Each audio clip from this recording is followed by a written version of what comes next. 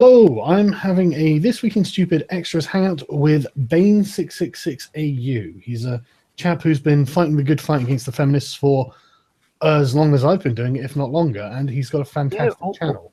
So almost 4 years now. Really, that long? Christ, that is longer than me. He's got we've known each other a while, haven't we? We have, but we've never had a hangout. This is the thing. This is like we did do one on my channel. We did that mega hangout. Oh yeah, but about just over a year ago. But yeah, it wasn't just you and me. It was I think 35 people or something on it. Yeah, bloody hell. Yeah, and for some reason Google stuffed up that day and cut out the first hour, which had you on it, which was very disappointing. You and Till did together. Oh well, at least you're here now. But Bane's got a fantastic channel, and I've linked it in the description. You should definitely subscribe to him because he's amazing. If you like long form videos, which I do, then you'll definitely get a lot out of it. But I tell you what, it's weird that you don't do the robot voice anymore. Yeah, everyone says that. Yeah, so. It's weird. I got used to it. If I went back now, the newer subscribers would complain. So that's probably true. But I got used to it. Why did you decide to change? Just out of interest. Oh, because everyone kept on telling me, why don't you use your real voice? So then I started using my real voice, and then people started saying, I'm used to the robot, why don't you go back to the robot voice? So you can't win. No, you can't. But I was genuinely used to the robot, and it was so weird. I still use it when reading out articles. So. Oh, right, okay. Yeah. Right, okay. So I've got a few things worth talking about, I think. This is the first one that I'm going to share my screen so everyone can see it. I haven't actually read this yet, so this will be new to me as it is to everyone else. So, Women's March on Washington opens contentious dialogues about race. You can already see where this is going, right? This is intersectional social justice eating itself alive, and I love it. So, many thousands of women are expected to converge on the nation's capital for the Women's March on Washington the day after Donald J. Trump's inauguration. Jennifer Willis is no longer planning to be one of them. Miss Willis, a 50-year-old wedding minister from South Carolina, had looked forward to taking her daughters to the march. Then she read a post on the Facebook page for the march that made her feel unwelcome, because she is white. What do you think of this so far? Interesting. Isn't that a very interesting thing, though? It's like, well, you're not really welcome here. You're white. Do we have but hold on, we can't have racism towards whites, can we? No, it's impossible, apparently, according to social justice scientists. And she is earning more than black women. So, without doubt. I mean, even if she personally isn't, on average, So the post was written by a black activist from Brooklyn who is a march volunteer, who advised white allies to listen more and talk less. So yeah, just shush because you're white. It's that's not insulting at all.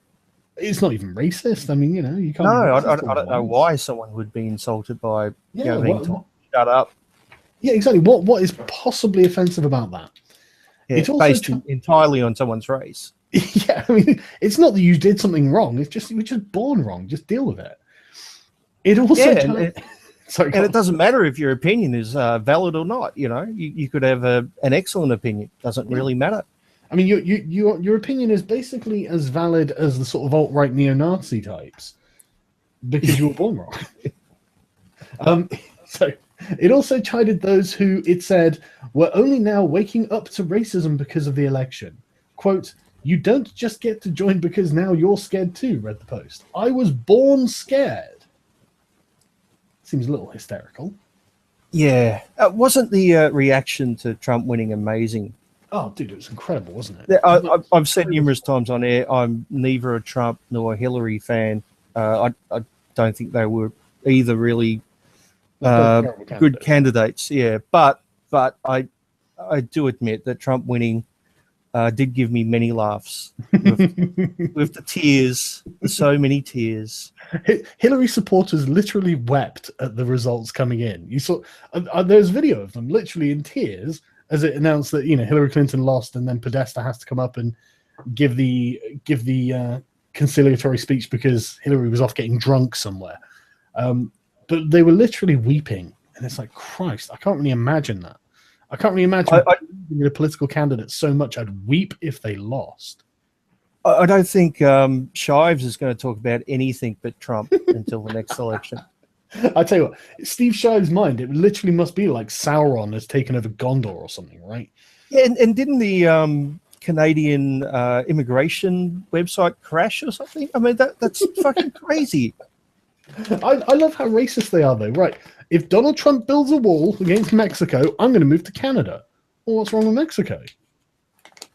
Yeah, it's a good point. Why don't you move to fucking Mexico, you racist? Oh, it's because they're not progressive, right? Okay. You know, they don't have social health care and social program. Right? Okay, I see. This is.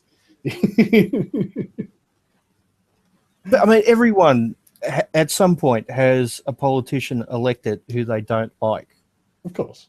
That's just, part of being in a democratic system, isn't it? Of course, yeah. I mean, it would be weird if it wasn't like that.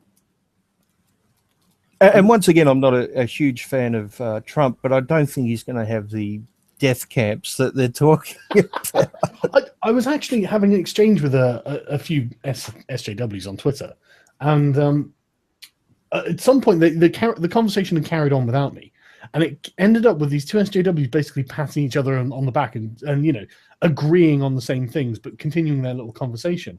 And I retweeted the bit that I found the most amusing. Is literally they started talking about jackboots and how these jackboots, I don't know, stormtroopers or something, are going to be marching through the streets. And I was just sat there like, right, you've lost the plot. So Trump is not going to have brown shirts in the streets rounding up like Mexicans and shooting them in the head or anything. I mean, you've actually lost it, for the love of God. Yeah, and if he tried, which I don't think in any way he would, but if he tried, there would be fucking outrage. God. Yeah, he'd probably be indicted in seconds, Yeah, it wouldn't be like Nazi Germany, people would stand up to it. It just wouldn't happen. I mean, it's not like Americans aren't armed or anything.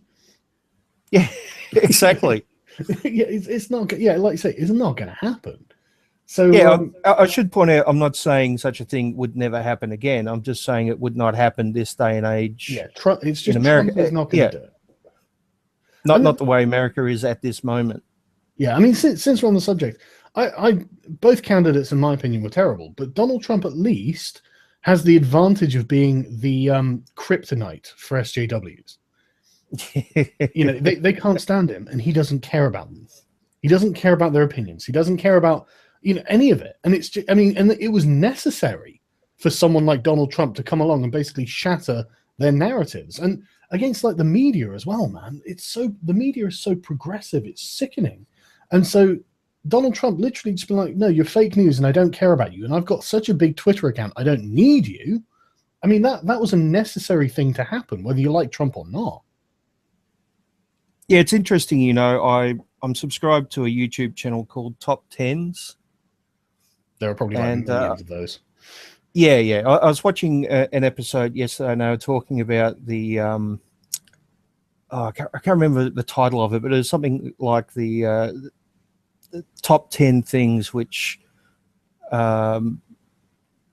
could hurt humanity through technology or something. It's things like if we suddenly lost access to all our knowledge because it's on computer disks or whatever, and we don't have enough paper backups to survive or some shit like that. But number 9 was about fake news stories and how they spread around the world so quickly. And they went from that to talking about some people being influenced by hate groups, and they showed an article about Elliot Rodger being influenced by the men's rights movement, which is a fake news story. No, he was influenced by the Young Turks. Yeah, well, yeah, he subscribed to the Young Turks. Yeah, if that's how we're measuring this now. I found that so amusing that. Honestly, I find these persistent lies kind of infuriating though, because I'm not an MRA, but I get accused of it all the time because I'm an egalitarian, and I've got no problem with MRAs or anything like that. But it's infuriating, like by proxy, for me to just watch like Elliot Rodger was a men's rights activist. Like, by what standard? Elliot Rodger. Well, it started with one article on the Daily Costs and the most credible author, sources. Go on. Yeah. The author looked at his YouTube channel and saw that he was subscribed to, I think, 2 or 3 pickup channels, and then concluded that he was subscribed to numerous MRA and pickup channels because, apparently they're all the same. You can just say what you like. Yeah, and then the lie was copied, and other so-called journalists started saying that he would visit numerous MRA websites. Of course, there was never any evidence of this. And while this was happening, the original author put up a correction at the end saying that he mistakenly said that MRAs and PUAs were the same thing, and that people have pointed out that they're not. And then he blamed us. He said, well, if you don't want people thinking you're the same, you should probably point it out more, or something. He said something like that. Maybe if you actually did some cursory research. Yeah, I know. It's amazing. But then the lie just spread, and now it's considered fact. I'm using air quotes around the word fact there, which is amazing. But it makes you wonder how many of these lies are actually out there that even maybe some of us believe. Well, you have to be so careful. Yeah, honestly, you've. One thing I've learned is that you cannot get your news from one partisan source. Just not even just one source, but partisan sources. If you, for example, I'll read The Guardian and The Independent, which are very left-leaning. Occasionally I'll read Salon, and then I'll read more sort of centrist or centre-right papers like The Telegraph, and then I'll read things like The Express. And you have to basically kind of fact-check, cross-check between them all to find what the actual consistent facts are. And then I totally agree. There is still one fault with that, though, and this is something I've noticed time and time again with the online media, is they'll just use citations of each other. So one person will use a citation of another article, which will use a citation of another article, and it's interesting when you trace all the line of citations back. Often it leads back to blog posts or We Hunted the Mammoth or something, Yeah, that's what I was going to suggest. If the problem with most papers, they don't give you the original source. So no. If they give you a quote from someone, they quote an article which is quoting it. Yeah, and so basically, thanks to the internet, and because I have the time to do it, because I do this professionally, I can actually go and find the original sources. So most of the time, it's okay. I can actually get what really happened. But for the majority of the population, that's just not an option.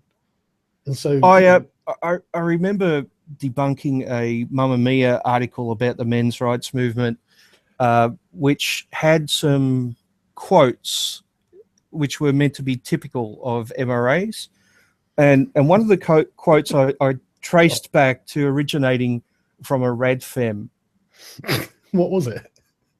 I can't remember off the top of my head, but the wording was so specific that I was able to trace it back to the original quote. And what had happened was A Voice for Men had done an article on this particular radfem, and then Paul Elam had commented in the comment section, and a feminist had taken his comment in the comment section referring to the radfem's comment, and then used that as quotes from MRAs, which had been picked up by someone else, which had then been picked up by the Mamma Mia author. It's amazing when you pull this stuff apart. It really is fucking amazing. The whole thing is actually really shocking. I mean, one of the things I found, honestly, I found this legitimately infuriating for the reason they probably wouldn't want. But mine was when The Atlantic went and filmed Richard Spencer's NPI conference after Trump's victory. And obviously, I'm not part of the alt-right. I'm sure you're not part of the alt-right. No, definitely not. Yeah. Although there is a Bane Pepe floating around Twitter. Hey, the Pepes, they're like an independent meme. I would love to see the Bane Pepe, though. I'm just going to Google that, see if I can find it. Yeah, there's 2 of them. I think one was done by that guy T. So. Oh, Bane from the film, or? No, me.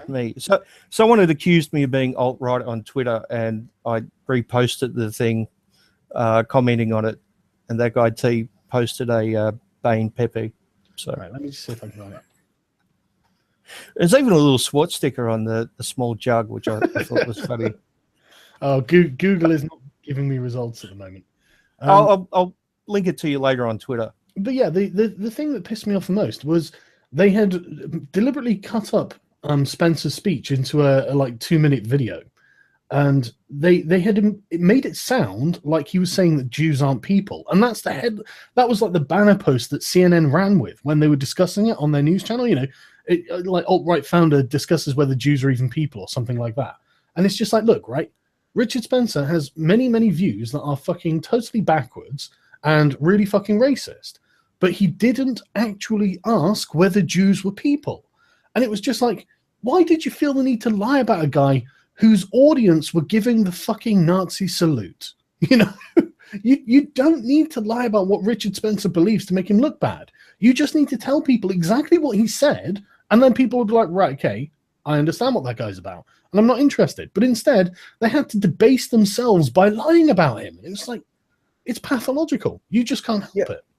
I'm going to say something which is, I don't know, potentially unpopular, but I think it's the truth. And as much as we criticize the media, and we should, I think the blame really lies in people who watch the media or read the media, because the media is just giving us what we want, isn't it? Well, what the majority of people want. They want drama and clickbait, and you know, they want their preconceived bullshit to be reinforced, and they prefer that to the truth, unfortunately. They do, but the media always acts on a platform of credibility. They always act as if they are a credible source.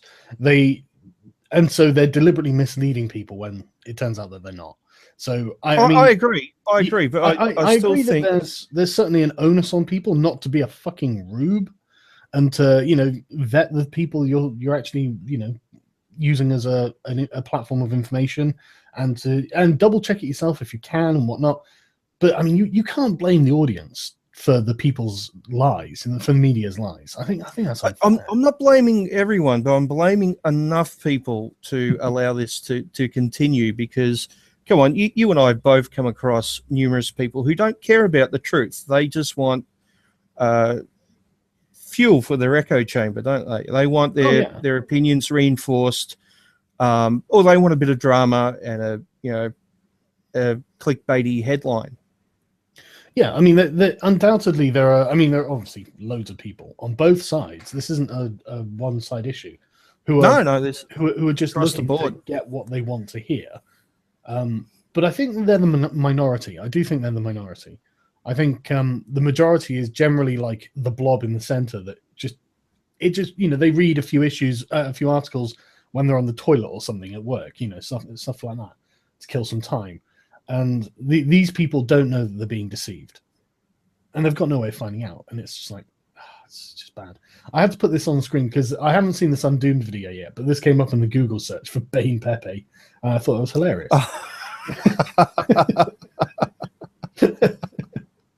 So I just had to put that up. Anyway, let's carry on with the article, because I've realized that this article is basically just women bitching at each other, and somehow it's made it into the New York Times. Right, so that's not surprising. I mean, we've had articles about air conditioning being sexist, so that wasn't just articles. That was actually a live interview on Sky TV, on Sky News. And that was in publications in both America and England. So yeah, I mean, they're literally there going, well, air conditioning sexist, really? Fucking all right. But right, yeah. So stung by the tone, Mrs. Willis cancelled her trip. This is a women's march. We're supposed to be allies in equal pay, marriage, and adoption. Why is it about now white women don't understand black women? Welcome to intersectional social justice, love. Welcome.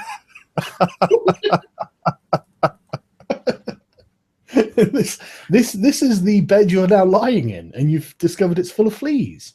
It's it's just reached the point where it's eating itself, and that shouldn't be a surprise to anyone, except those who are in the middle of it. Yeah, it's absolutely beautiful to watch, actually. I mean, we knew it was going to happen, and now it is. But one thing I find really interesting, since you've been doing this for so long, have you noticed how quickly intersectionalism took over feminism? Oh, yeah, for sure. It was really swift, wasn't it? Like, surprisingly swift.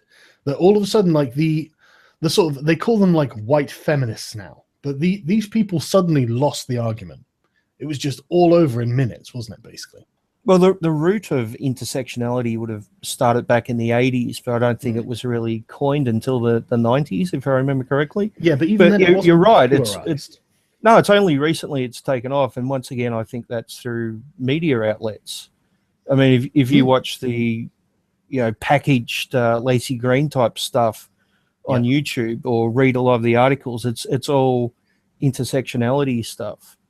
But I think the reason that it did so well is because basically the old styles of feminism lost the argument. Once you say, look, identity politics is totally valid, and I'm a woman, I'm being oppressed. Look at these statistics. If you're then saying, right, this is the benchmark by which we measure oppression, then you look at the statistics of black women, you can obviously see that these women are being more oppressed, quote unquote. And so there's simply no platform by which to argue back from like a normal feminist position, because you've already said, right, here's how I'm going to argue my case, and then someone comes along from your side and argues a better case and tells you to shut up, and they did. Have you seen the BBC documentary? I think it's called "The Lefties' Angry Women." No, I don't think I have. Okay, I'll find it for you after the stream, because it's on YouTube, and you see the origins of intersectionality crop up there from the 70s English rad femmes. Oh, what's her name? Fucking Julie Bindel. Yeah, I think she's in it from memory. Really? I think I might have seen it, I think I used a clip from it at some point of Julie Bindel. Yeah, I have numerous times. But you see that the origin of that brand of radical feminism had its origins in Marxism. Mm-hmm. They clearly state that. And also some of the acts of violence doing in the 70s, including, burning down pawn shops and things. Yeah, there's some loud motorbike going on outside.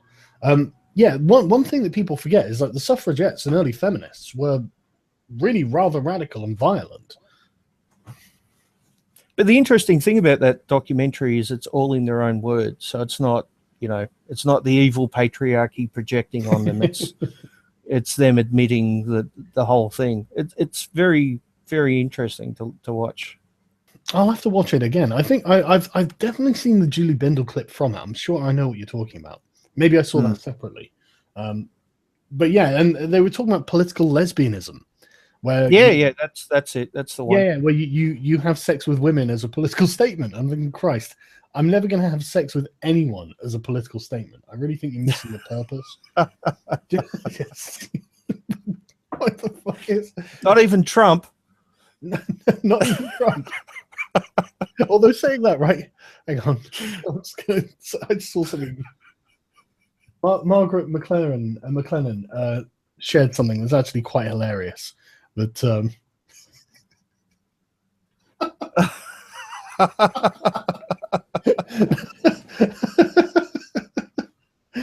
Trump, I love it. It just cracks me up.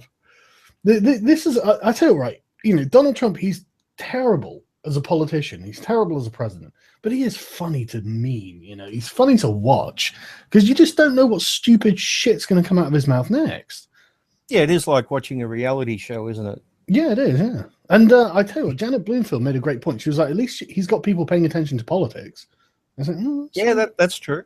That is actually an upside, yeah.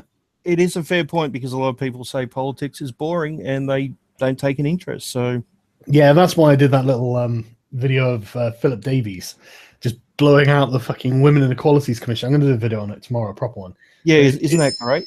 Oh, it's amazing. Did you watch the whole thing? No. I just woke up before you contacted me, so I'm still half half asleep. I managed to watch one YouTube video. I was having my coffee before you contacted me, but yeah. It's awesome. Time zones. He literally just holds them to their own standards, and suddenly they're all like bumbling over the words and going, yeah, exactly. You're advocating. That's what you do. You hold their arguments against them. Use their arguments against them. Yeah, and they can't hold up to their own standards at all. Right. Okay. So anyway, back to the women complaining that someone's offended. If all goes as planned, the January 21st march will be a momentous display of unity and protest of a president whose treatment of women came to dominate the campaign's final weeks. That's literally only because you wouldn't stop talking about it.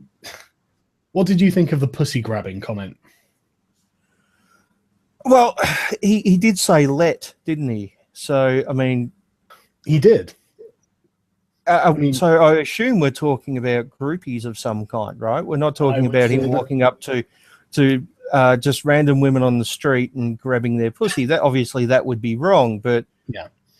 But yeah, I mean, if we're talking about groupies, yeah, he's a rich, famous man, and you know, I can imagine. You know, this is one of the things that I love. The sort of male feminists will have no concept of at all, but sometimes women want you to do things to them. Yeah. Yep. And they'll make that clear by their body language and the way they approach you. And obviously a male feminist has no idea that that's the case, because that's never happened. So, you know, I can only imagine how sad it is being a male feminist. Yes. Do I have permission to touch your hand? Oh, yeah. Can I kiss you? Oh, fuck off, you faggot. Nothing drives me like asking for permission, man. I don't even care. So anyway, in Tennessee, emotions ran high when organizers changed the name of the local march from Women's March on Washington, Nashville to Power Together Tennessee in solidarity with Women's March on Washington. While many applauded nice short, catchy title. Yeah, absolutely. You know, it just sounds self-important, doesn't it? You know, what are you doing? Well, we're walking. Okay. While many applauded the name change, which was meant to signal the start of the new social justice movement in Nashville, some complained that the event had turned into a march for all women into a march for black women. Yes, and that is literally going to happen with every social justice thing you ever do. Get used to it. Did you see... Why? Hold on. I'm really offended by this. So it's gone from a march for just women to a march for just black women. Yeah. Why isn't it a march for black women in wheelchairs? Yeah, well, I was going to say that. Where are the disabled black women? They're being oppressed by the fact that the march isn't all about... Wouldn't really be a march then, though, would it? That's a good point. Maybe it could just be metaphorical.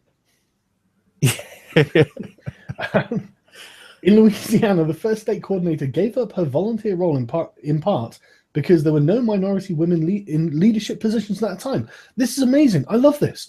This woman actually had to, she didn't have to, but she did decide to, you know what, I will step back because we need someone who's blacker than me to lead this. Who wants that to be the criteria on which they are judged? Yeah. I mean, look, I'm a big supporter of equal opportunity, and as long as everyone has an equal opportunity, and I know that's not always the case, but that's what you should be aiming for. Absolutely. Yeah, I think that's much better than equal outcome. Well, this is the fundamental difference between liberals and progressives, and it really frustrates me when I hear people going, "Oh, I'm a liberal progressive." It's like, you're a communist Nazi. What are you talking about? How can you be two things that are in direct contradiction with each other? Liberals are interested in equality of opportunity. Progressives are interested in equality of outcome. So you can choose one or the other, and you might be advocating for the same goals in the end, but the methods are completely different. And in fact, the results you want are different as well. So, well, equality of some outcomes, not equality of all outcomes. Honestly, I don't think we should be looking for equality of any outcome, because no, I'm saying they're only interested in equality of some outcomes. Yeah, for their the majority. Yeah. The majority of the military, for example, are men, right? We don't see campaigns for they don't want equal numbers of males and females. You know, I'd hate to see the gender breakdown of sewer workers, but the feminists are never going to campaign on that platform, are they? No. But yeah, but the point is, I don't think we should have equality of outcome anywhere. I really No, don't. I agree. I agree. I mean, the whole point of a free liberal society is that people get to do what they want, and unsurprisingly, that's led to different types of people doing different kinds of things. Oh my goodness, this is not equal at all. So, well, yeah, and one of the actually one of the biggest things to create equal opportunity is education. There's more women going through universities than men. Well, yeah, we need to now start capping the number of women who go to universities because we're diverse and progressive, and that's how we do things. No, they're actually still giving them a helping hand, even though they're the majority. So, of course they fucking are. It's honestly, I'm not being hyperbolic when I say that feminism is a women's superiority movement. It's a supremacist movement, and it always has been, I think. I mean, this maybe not always. Maybe back before women could vote, they had an issue, or before there were equal pay laws, they had an issue. But the ideology behind it, I would agree, is female supremacy, right? Because it starts out with the concept that all women are oppressed and all males are oppressors. That's patriarchy theory put very simplistically. And just by saying you can see exactly where the Marxism has come from there as well. You know. So the idea is to lift all women up, right? But if you look at reality, it's a lot different. There are some men who have advantages and some who have disadvantages, and there are some women who have advantages and some who have disadvantages. And if you lift all women up while keeping men the same, then you're basically supremacy. Yeah, exactly. I mean, that's literally. So, but I don't think all feminists are supremacists. I think a lot are just sucked in by. No. I wasn't trying to say that all feminists were supremacists, but underlying it is a supremacist ideology. And I fully agree. And I wasn't saying that you were saying that. I just like to clarify these things because I know how people. Yeah, I know what you mean. Yeah. I should be more careful as well because I'm going to get hit by annoying male feminists going. Ree! Yeah, I'll get the same. But I was saying to this with Benjamin Dixon when I was talking about Black Lives Matter. I was like, look, I understand that not everyone in Black Lives Matter is a supremacist, but if you go back to the people who founded Black Lives Matter and the things they say, and if you look at them, I mean, they're bigging up Assata Shakur, who literally was a black supremacist, who murdered a policeman and had to flee to Cuba to avoid arrest. I mean, this person, she is the sort of person who literally says, I'm Assata Shakur, or like Wendy Smith, which is my slave name. And it's, oh, fucking hell. No, you weren't a slave. It's not your slave name. Stop, just stop. But anyway. And it's also the concept that, slavery is something that all whites are guilty of for something they did to all blacks. I mean, there were the slave owners were a minority, right? Well, they were the average person. Yeah. And there were a lot of whites who fought against it. Yeah. I mean, hell, like the Civil War was mostly white people fighting white people. So yeah, exactly. What the fuck do you even want to say? But right, okay. So I got a lot of flack locally when I stepped down from white women who said that I'm alienating a lot of white women. Said Candace Huber, a bookstore owner in New Orleans, who is white. They said, "Why do you have to be so divisive?" That's a good question, isn't it? Why do you have to be so divisive? And the thing is, what they don't seem to realize, I think, is that this isn't division. This is the stated goal of intersectional social justice. They have their oppression hierarchy, and it's not that you're being divisive. It's just you're not accepting your part, your place in the hierarchy. As in a white woman, you're quite a few steps down below a black woman, and so you need to accept that, and you need to accept that black women will come first on the basis that they're black, and these people don't understand it. But it's this thing of breaking like a group up into smaller and smaller groups, constant division. We see this with the, how many genders do we have now? Is it 78, 150 or millions? Yeah. Probably. And I got no problem with people who are trans or, or gay or whatever, right? But do we need like 150 or, what's it going to be next year? 300? Where do you know what cracks me up about the whole gender thing is that there literally are only two genders, and that's because of their own rhetoric. If you look at it, like they're like, oh, well, gender's a social construct, therefore anything can be a gender. It's like, actually, that means that we all have to agree on what a gender is, because it's actually not just what you do. It's how I react to what you do is part of the performative nature of gender. And so, for example, like, you know, if a woman dresses herself in a nice dress, she does her makeup, and then she's there like waiting for a door to be opened or something. Part of her performance is becoming the lady, and as a man, now I have to open the door. I have to perform in my own way as well. There's an agreed set of rules that we are all aware of because we've lived with them our whole lives. And so if you don't have an agreed set of rules for me to deal with you in, as well as you dealing with me, then you don't have a gender. You have a fucking fiction. You know, it's not. You have to understand. It's not just about you people saying, "Oh well, you know, I don't know, whatever, banana gender or whatever you call yourselves these days. You know, I'm a this." It's like, well, okay, but that means nothing to me. Therefore, you don't have a gender. You know, there's nothing. It's a give and take between two people. It's not just a one-way thing, and so you have nothing. And as far as I can tell, you look like a girl. My personal opinion on the whole gender thing is I think it's partly a social construct and partly biology. It's definitely informed by biology, but what they mean by gender is everything about gender is a social construct, but it's a social construct for a reason. Yeah, well, but you can't have trans people if gender is entirely a social construct. If that's what some feminists actually say, it's entirely a social construct. No, which would mean that trans people don't exist. Right? No, they are actually right when they say it is a social construct. Like everything that we part of it is. Well, no. It's a social construct based around a biological reality, and yeah. So, but it is different. I mean, biological sex is separate to gender, but that doesn't mean that they're not connected in some way. You know, the biological sex very definitely informs the gender roles we have, and it's obvious. You know, I mean, but the red femmes think all that is just. Yeah, they think it's not connected to biology at all. The entire thing is a social construct. And that bleeds into the mainstream a fair bit, but that contradicts their support of trans people. Mm-hmm. You can't have both. Yeah. So that's an interesting clash. What I find really interesting about the trans issue is the whole nature of them saying, I'm trans. And it's like, so you haven't finished becoming a man or a woman yet. You're in the process of doing it. Okay. But don't you think that eventually you're going to not be trans and you're going to say, I'm a woman or I'm a man? I mean, isn't that the end goal? Well, I guess that's a fair point. Because otherwise they just sound like they're stuck in some kind of gender purgatory. And so what you're saying is you wouldn't identify as a trans woman, you just identify as a woman. Well, yeah, and that's the thing. You know, Brianna Wu, I'm sure, you know, everyone has a lot of criticisms of her, but she always called herself a woman. Because that's what she was trying to be. That Brianna Wu is actually a good example of a trans person, like showing people what it's like, what a trans person actually should be. You know, all right, I'm now a woman, so I'm not even going to refer to myself as trans.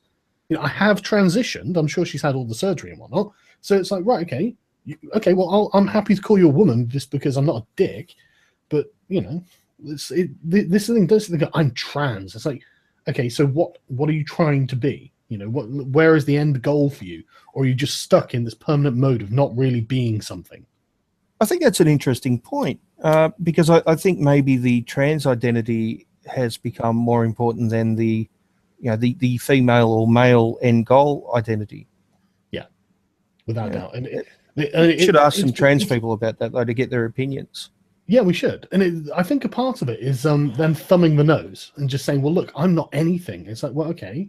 You don't have to be anything, but again, don't expect me to have a bunch of ideas of what I'm supposed to do in regards to you in a social setting. Then, you know, expect people to feel weirded out and like, okay, I'm not sure what I'm meant to be. I mean, at least with Brianna Wu, I would know how to act as a man, my gender role, in reference to her gender role.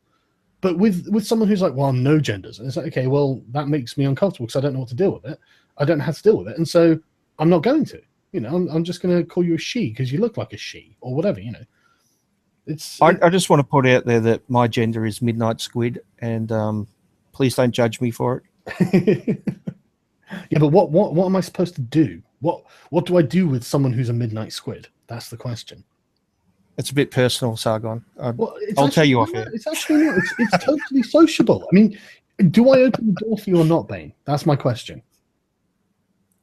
Depends what day of the week it is. Fucking hell. If it's a Wednesday, definitely not. That would be very offensive. It'd be highly offensive.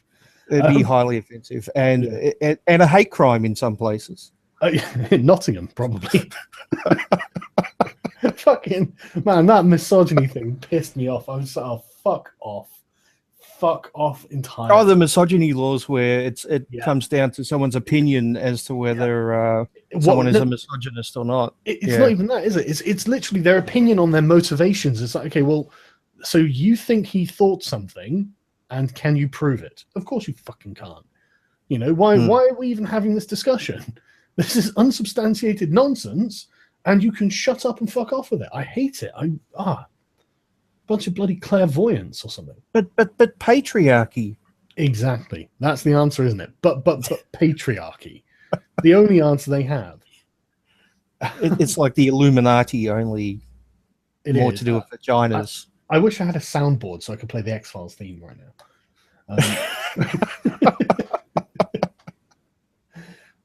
But it really is. It's for them, patriarchy is as the Jews are to the Muslims and the alt-right. You know, it's the Jewish, it's the patriarchy, it's you know, whoever you want to blame all your problems on, that's the thing. Yeah, or Satan to fundamentalist Christians or Muslims. Or Muslims, yeah, absolutely. It's but this is the thing. As soon as you've got some entity you can blame all your problems on, oh my god, all your problems are suddenly the result of this entity. It's totally unhealthy. I'm sure someone is pointing out in the comment section right now how we do that to feminism, but but I don't think everything is feminism. You know, I only think that maybe a lot of things, but no, I don't. But you know, I mean, like for example, I'm trying to think of a thing now. It's like Trump. Trump is not the result of feminism. You know, that's one thing that's important to note. Trump is the result of other quote unquote social justice, leftist sort of attitudes, mostly political correctness. I think that Trump is the result of that. Right. So I think there's a difference between fair criticism of something with, you know, lots of examples and citations, etc., and conspiracy theories. Oh yeah, absolutely. So patriarchy. Yes. Now, I hate describing patriarchy as a conspiracy theory because it feels like it's a misrepresentation of what they mean. But it is close to being a conspiracy theory because you can just literally go patriarchy at the end of anything and there we go. You know, like you would say, it's the Illuminati or the Bilderberg Group or something if you're out. Well, it really depends, I guess, who's using the term and how they're using it. But a lot of the time, it is used as a conspiracy theory. If you think that men conspired throughout history to oppress the women and, I'm sorry, but that's a conspiracy theory. Sure, gender roles were restrictive for both men and women throughout history, but they served a purpose, if you know what I mean. I mean, I think our species survived because of those gender roles. Not that they're relevant for the same reasons today. Things have changed. Oh yeah, I mean, there's absolutely no doubt. I mean, this is what I'm saying, that the gender roles are definitely social constructs. I mean, everything about gender role is a social action, and so it is divorced from, not divorced from humans, but you know what I mean. But I mean, it's very definitely tied to biological sex and informed by it. I mean, there's no getting around that, you know. And this is why, like, a man can transition into being a very convincing woman, and another man would treat that man like a woman. You know, it is a social construct, but there has to be a purpose, like a biological impetus to have that social construct. And in fact, let's talk about social constructs for a second, because this is something that pisses me off completely. The idea that, it's just a social construct. What do you mean fucking just? We are a social species. We need social constructs. You can't just get rid of them. I mean, these things are important. That's a fair point. Yep. You know, I will argue that some are more important than others, and some have become less relevant or not relevant at all, depending on when and where you're talking about. But yeah, I take your point. Absolutely. And I mean, like, a lot of things are social constructs that we couldn't just do without. Language is a social construct, and nothing about language is inherent in human beings. I mean, there are not millions, but thousands of different languages, and they've got a different word for water. So nothing about this is, it's not preordained or anything by biology. But we're not going to suddenly go, you know what? Well, the English language, we'll just change one of these words for the sake of. Actually, no, they do that, don't they? They redefine words all the time. What am I talking about? These people are actually that crazy. Not to mention constantly making up new words. Yeah, constantly making up new words because that is convenient for them. Look, I know a word you don't know. Something. Oh, my problem is things like cisgender and stuff like that. Words that are definitely used as a pejorative, but they're also unknown to the people who they're being used at. But they sound kind of sciencey. That pisses me off because it gives them an air of authority and credibility, and they'll go, "Well, I read a book by an academic paper by so and so." And so, yeah, but that person is a fucking loon. That's the sort of person who will come out and say biological sex isn't a real thing, and you'll be like, "Okay, right, you're a science." Speaking of language, what do you think of the term "people of color"? I hate it. It's incredibly condescending and racist. I mean, we were taught when I was a kid that was a really racist term, calling them coloured, as if white was the default. Coloured people, yeah, exactly. Coloured people has always been seen as a racist term, and it's very similar to people of colour, isn't it? So every time I hear that, I think of the negative one. And with queer, I can't believe they call themselves queer and say, that means weird, right? Like the word queer means weird. I can kind of understand that, though. I mean, it's like us calling ourselves shitlords, right? We've adopted the negative term and made it our own. So I can kind of understand queer. Yeah, but I mean, queer has like a standard English usage that means fucking weird. And then, if you're going to actually, I mean, don't get me wrong, if you want to reclaim it, it's up to you. But, if you want. That one I can understand more than people of color. People of color, it just sounds too much like colored people, which has been used as a negative. Yeah. That one I don't get. Right. Okay. I think we're probably done with this one. It just seems to be women whining about intersectional social justice. The progressive stack. What a surprise. Yeah. Exactly that. In fact. Wait a minute, that's the same one, but right, this is actually not the same one. This is a very similar one. Pro-life feminist group kicked out of anti-Trump Women's March on Washington. What do you think? Wow. Pro-life feminist group. Now, I have seen pro-life feminists before, but they're a rare bunch. And probably very unpopular with other feminists. Yeah, I remember seeing a pro-life feminist on YouTube once, but I can't imagine there's many of them. I'm kind of surprised there's enough of them. I'm kind of surprised there's enough of them in one area to form a group, to be honest. Honestly, I'd be very interested to know why they're pro-life, because, I mean, I don't really see anything in feminist theory that would lead someone to becoming pro-life. I'm guessing it might be a religious background. I'm guessing this is in America, right? Oh, the New Wave Feminists. Who are they? Oh, that just tells us about the topic. I'm just going to Google them, see if I can find anything. So I'm guessing someone raised in a very religious background from certain states in America might be pro-life and still be attracted to feminism for some reason. Wow, I don't know. This is an interesting kettle of fish, actually. So these appear to be the New Wave Feminists. They're badass, they're pro-life, they're feminists. Wow. I think there might be a video on this. Yeah, I would love to see it. New Wave Feminists are here to take feminism back from those who have corrupted it. Sometime before we were born, this is going to be the fault of patriarchy, right? Somehow men did it. Our womanhood was traded for a handful of birth control pills, the privilege to degrade ourselves in Playboy, and the rights to abort our children. Right. Okay, so it's traditional housewives co-opting feminism. Can we now claim that all feminists are part of the alt-right based on just this one group? I mean, that's what they do to us, right? I'm not saying it's an honest argument, but it would be a bit of... amusing one, nonetheless. Yeah, it would be amusing. And so, yeah, I think I'm going to do that now. Every time someone calls us I imagine these will be alt-right. like sex-negative, trans-exclusionary feminists who, because they say it's time for the return of common-sense feminism, which refuses to exploit women in the name of liberation and create victims while settling for equality. Instead, we live up to our full potential and demand others rise up to that level as we embrace how strong and badass women truly are. Okay. But that's the thing, isn't it? Feminism is whatever you want it to be, according to many feminists. Yeah. I mean, it literally is. It directly contradictory things, apparently. Yeah.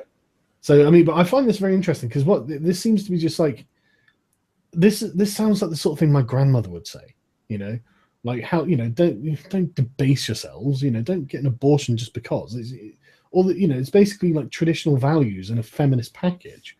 But I can imagine how feminists hate that so much. So yeah, a group of feminists has been removed as a sponsor for the Women's March on Washington because it does not support abortion rights.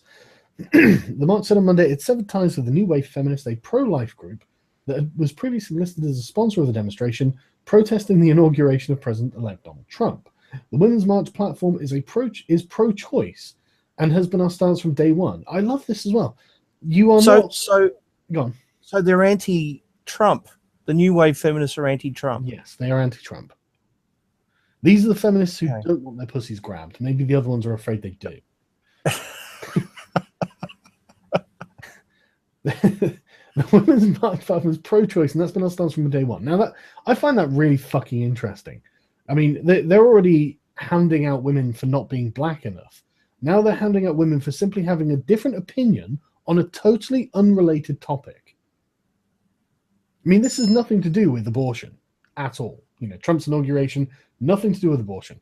So, but these people will not have, anti-abortion people, feminists with them, on the basis that they just happen to disagree on this one topic. Isn't that mental? Admittedly, though, most feminists are very pro-choice. So I can imagine it ruffling more than a few feathers.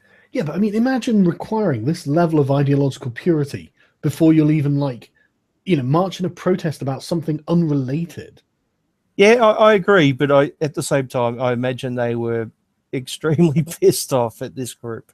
Well, especially considering they're calling themselves feminists. I mean, that must be an outrage. I've got no doubt that all of the feminists involved who are like pro-choice were just, blowing steam out of their ears, screaming that these people are not feminists.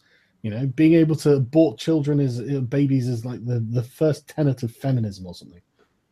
I want to see Trump come out and say that he's a feminist, even if he's saying it sarcastically, just to see the social justice crowd explode. I can't remember who suggested it, but a while ago someone suggested, look, we should all just call ourselves feminists and just co-opt them. There are way more of us than there are of them. But under that circumstance, they would say that we're not real feminists. Just like they say Christina Hoff Sommers isn't a real feminist for some reason. Of course, but they wouldn't matter. The word feminist would be on everything. So when someone did a Google search, you wouldn't know. They wouldn't have a clue.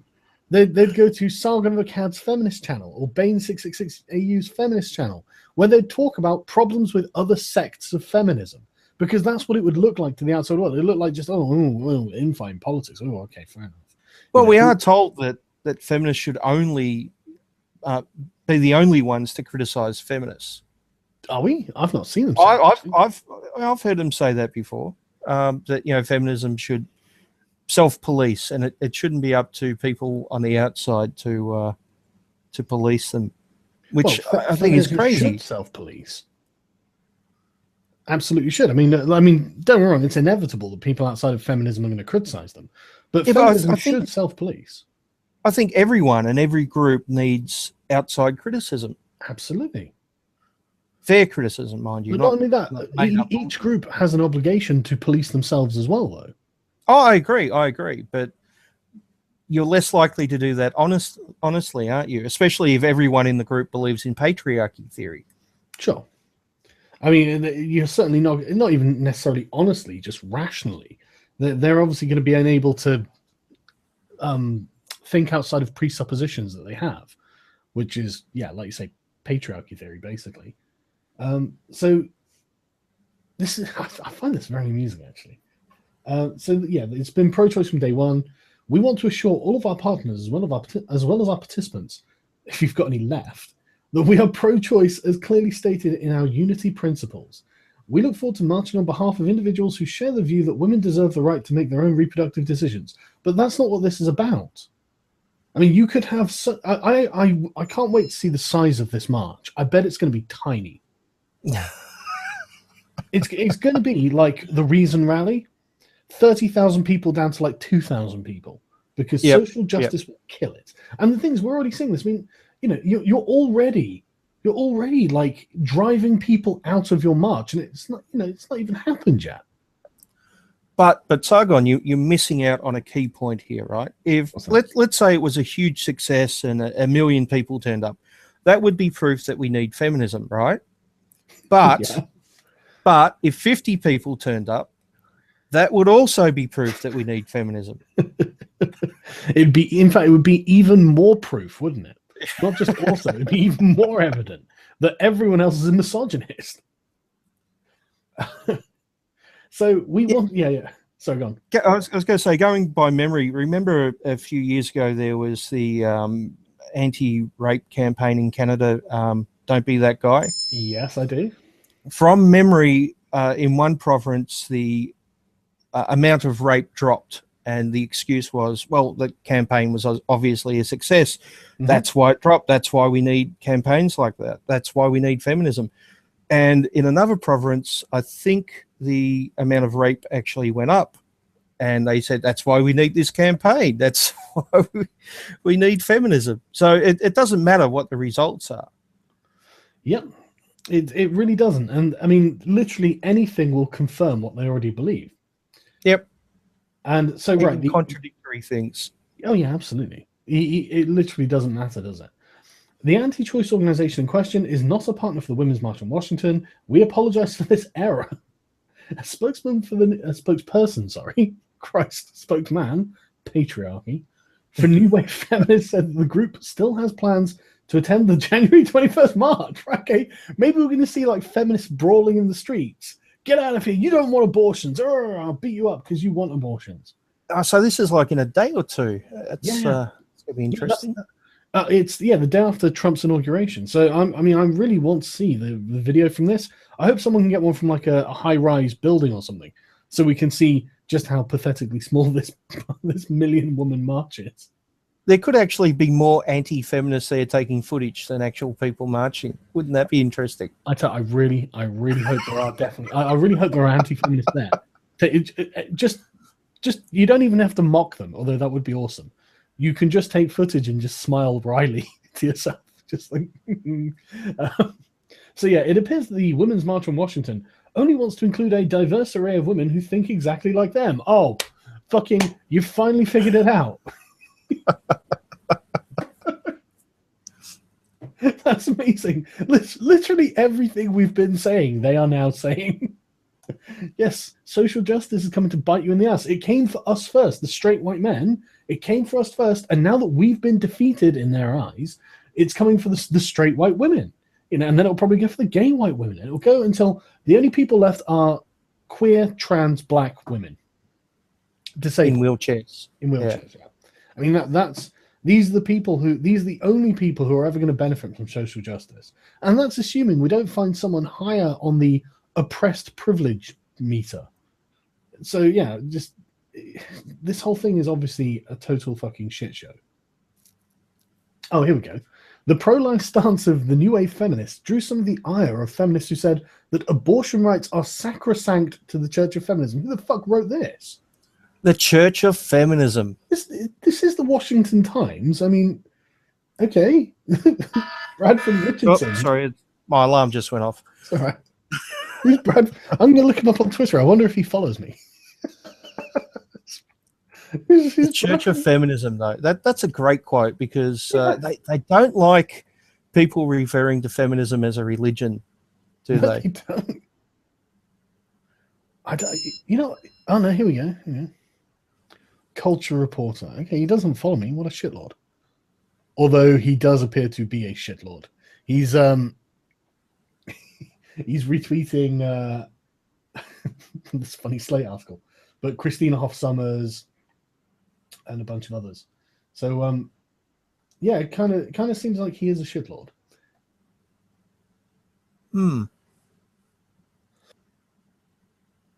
Right. Okay. So intersectional feminism does not include a pro-life agenda. Hang on a sec, sorry. Sorry about that. Yeah. Right. Intersectional feminism does not include a pro-life agenda, feminist author Roxane Gay decreed in a tweet on Monday. That's not how it works. Now, I love this. You know who Roxane Gay is, right? No, I don't think I've heard the name before. Don't? Oh. You missed. I might know who she is if you tell me, but... Yeah, she wrote a book called Bad Feminist or Bad Feminism, one of the two. And basically, she's this fat woman. And she's been a bad feminist her whole life, apparently. And what that means is someone who calls herself a feminist and then does things that are distinctly not feminist, as in, like, you know, bowing to the patriarchy, I guess. And I haven't read it yet, but as far as I can gather, I had a look at the Wikipedia article for it. And as far as I can gather, it seems to be like a self-help book for people who are finding the standards of feminism to be too taxing to actually live up to. Okay, that's interesting. Yeah, exactly. So it's kind of like, you know, it's okay to be a bad feminist. You know, I believe in it's like a Christian who doesn't go to church. I mean, it's, you know, it's literally like that. And then someone going, well, it's okay as long as you believe in Christ or whatever. And it's literally that's what she does.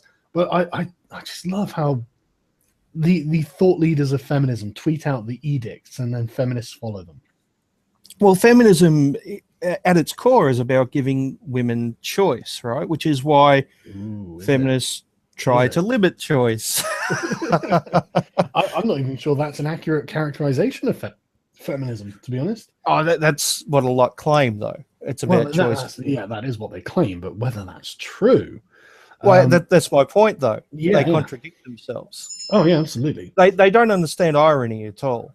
No, they've got no self-awareness either. And I love how the author has collated these feminist responses. We need to stop the myth that feminism is simply anything a woman does, says Jessica Valenti.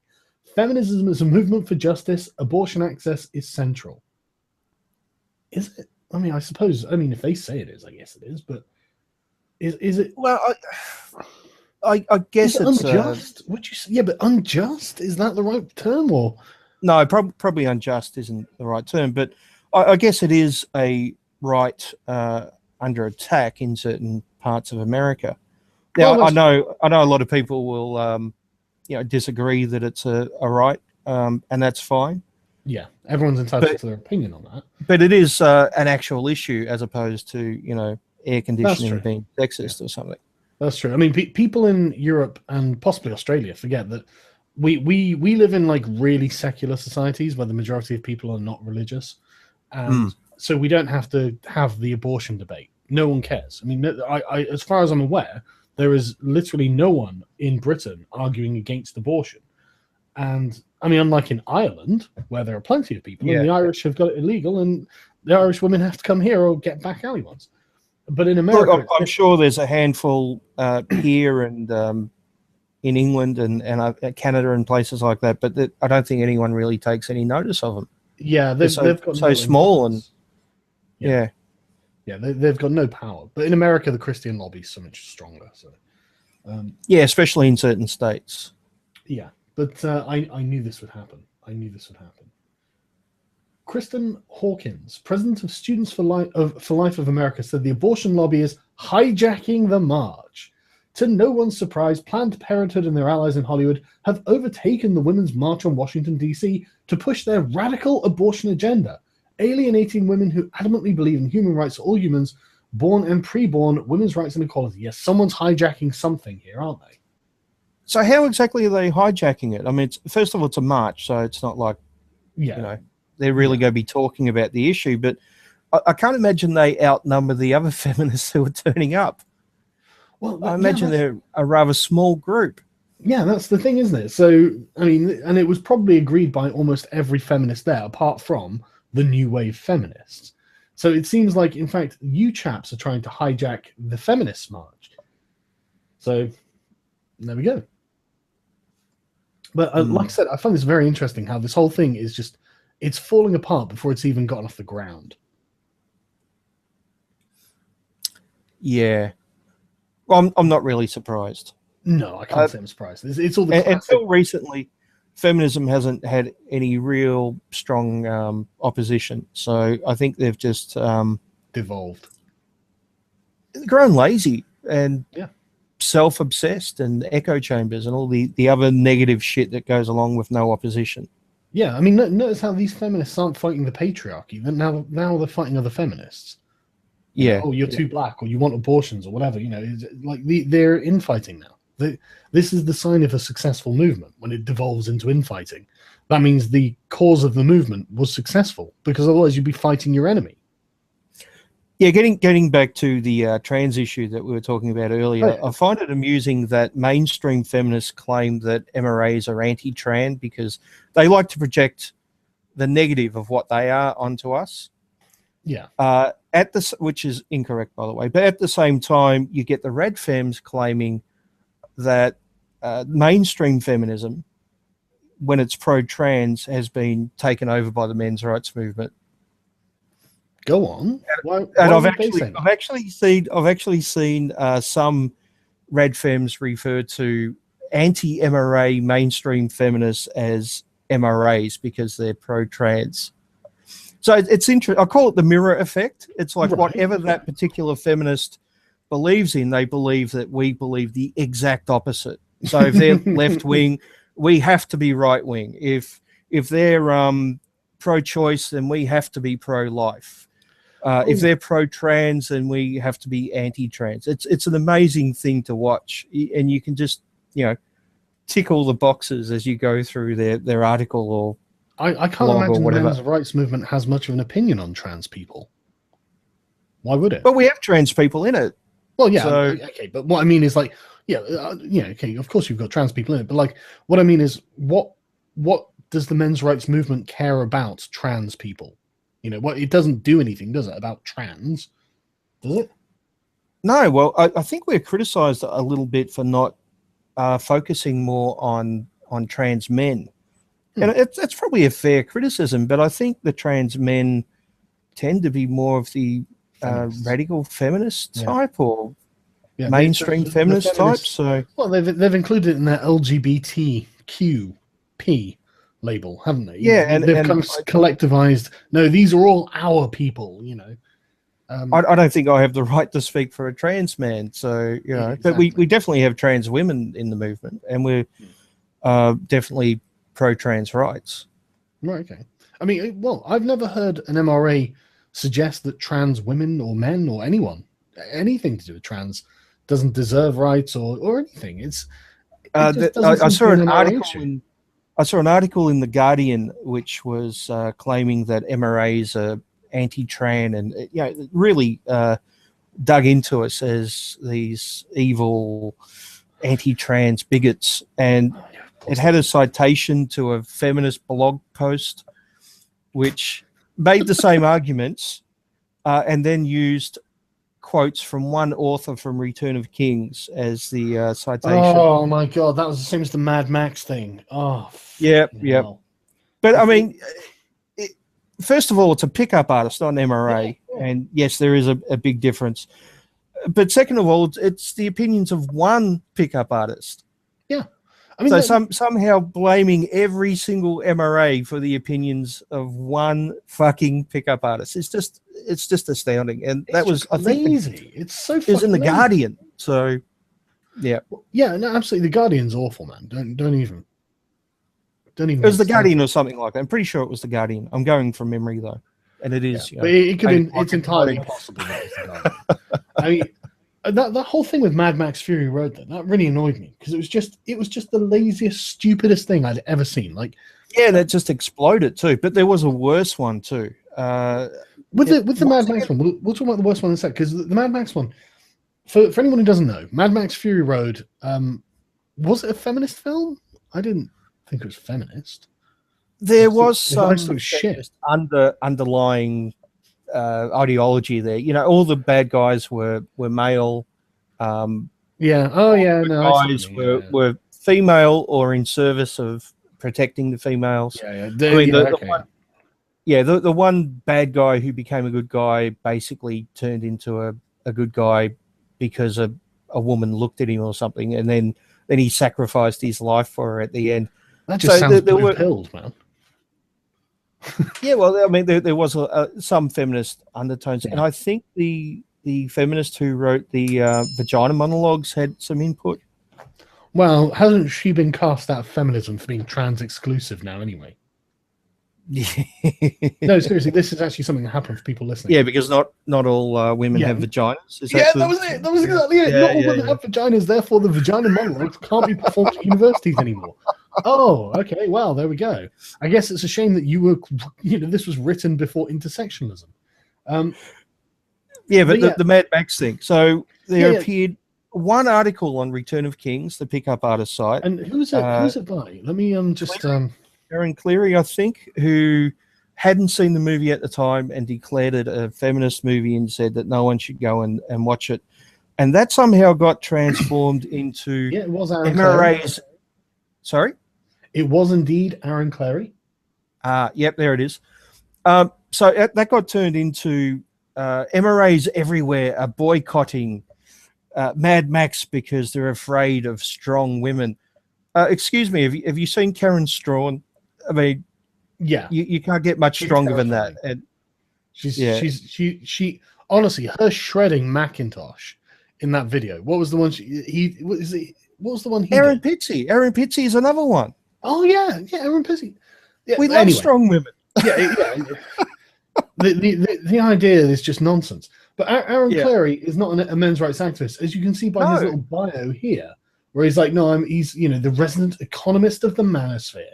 So okay, good for him. But he's not talking about men's. I mean, if I do a little search on this page, men's rights doesn't seem to come up. What about MRA? And it's on a pickup artist site. So, and it's once again, it's the opinion of one person. The only thing we have here is someone accusing them of being MRAs and of being stupid. So it's literally not. I mean, Return of Kings have shat all over the MRAs before. Yeah. If you do a search for men's rights on there, you'll see a lot of negative articles.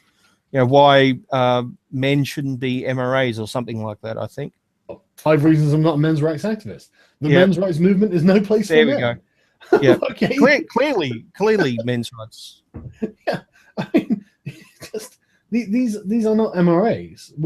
I tell you, I'd love it if one of them was written by Aaron Clary himself. Actually, that would be great. Manuel Goldstein and Billy Joel. Okay, I don't do that. But just a very short funny story. I remember seeing someone put up a video. I think they'd gone around their university interviewing people about Rush V, the dreaded men's rights activist, and I pointed out in the comment section that he's not an MRA, and she was incredibly arrogant in her response, saying, "You don't know what you're talking about. You should go to Return of Kings and read it. It's clearly a men's rights site," which clearly she hadn't been there and hadn't read it. So I spent a little bit of time going through Return of Kings, copying quotes into my response, clearly showing that they're not a men's rights site. And next time I checked, the video was removed. Well, good. But seriously, it must have embarrassed the shit out of her, though. Oh yeah, it must have done. But this article basically spawned, oh God knows, hundreds. Hundreds of articles on feminist blogs and outlets and newspapers and all this sort of stuff. Screaming, MRAs are boycotting Mad Max. And I mean, I just asked some prominent MRAs that I know, and they were like, "What?" I don't know. I saw it. I thought it was a good movie, even though I think it has some feminist undertones. I still thought it was a good movie. A good action shit movie, but not because of the feminist undertones. I just thought it was just flat. I really didn't. I thought the action scenes and it's a visual movie, right? It's you get home from work, you're tired, you put on a movie like that because you don't want to, Yeah, but the whole premise really annoyed me, right? And it annoyed me because of a conversation I had with a friend of mine who was a woman from the not the Czech Republic. What's the country next to it? It used to Slovakia. In fact, I was going to say it used to be Czechoslovakia. The Slovakian woman that I used to work with, and we were talking about like the Middle Ages and what it was like being attacked by Muslims. And I was like, well, Christ, it must have been horrible to have been like a harem girl or something. And she was like, oh, no, it'd be all right. And I was like, what do you mean it'd be all right? You'd have to shag this fucking fat, sweaty Arab sheik or something. And she's like, yeah, but it would be really brutal if outside of the harem, anything could happen to you. At least, you'd be protected. And I was sat there thinking, fucking hell, I was really not looking at this from her perspective at all. And she just didn't even think about it. And then, and that was what was going through my mind when I was watching Mad Max. I was thinking, holy shit, that world is infinitely worse. And these women were like, we want our freedom. And it's like, really? Look outside. Everyone's fucked. You're treated like pampered priests, and you want to go out there? The idea that they'd be like, oh no, this is actually like a women's rights movement or something in the post-apocalyptic world of Mad Max. No, it's stupid. And no, it's dumb. And honestly, I didn't find the whole thing very engaging at all. I didn't find the characters very engaging. I remember having a discussion with a feminist once about the male homeless issue, right? Because the majority of the homeless are male, and there's usually special services for females, even though they're the minority. And the point he made in return was that women often have to trade sex for food or shelter or whatever. Which is true, and it's bad that they have to do that. But my response was, but they're willingly doing that because the alternative is worse, which is what the majority of men have. If you're in some country where it snows, for example, during winter, you're likely to fucking freeze to death. Yeah, this was just one of the things. But I mean, there were a lot of things about Mad Max that pissed me off. It wasn't. Honestly, the feminist. If there are feminists, I didn't even notice feminist undertones to it beyond the we want freedom or something. But I don't care about that. I can enjoy something even if it's a feminist thing, But it was women as victims, men as the perpetrators. Yeah, I don't. 101. Yeah, but I can get past that. I'm not really that bothered about that. For me, it was. I wasn't bothered by it. I mean, but I do think it had feminist undertones. Yeah, maybe looking back on it, it did. A lot of movies do though. I mean, maybe. I'll tell you one thing that pisses me off is watching like some 120-pound woman beat the shit out of like 7 big dudes in a film, and it's just like, no, you would never have a man doing this. Well, just about every horror movie, right? You have the final girl at the end, and you have the perpetrator who's male. Once again, male perpetrator, female victim. Mm-hmm. But the reason, I've heard feminists say the reason that is you have the female is because females are less valued. Absolute fucking bullshit. The reason why the woman is left at the end is the opposite. Yeah, because she's the most valuable. Yeah, we have that innate thing to protect women. So we're more invested in that female character. Yeah, it draws out empathy from both men and male and female viewers. Yeah, exactly. They don't get that. Wasn't there? How men and women both empathize with women, but not with men. Only men empathize with men.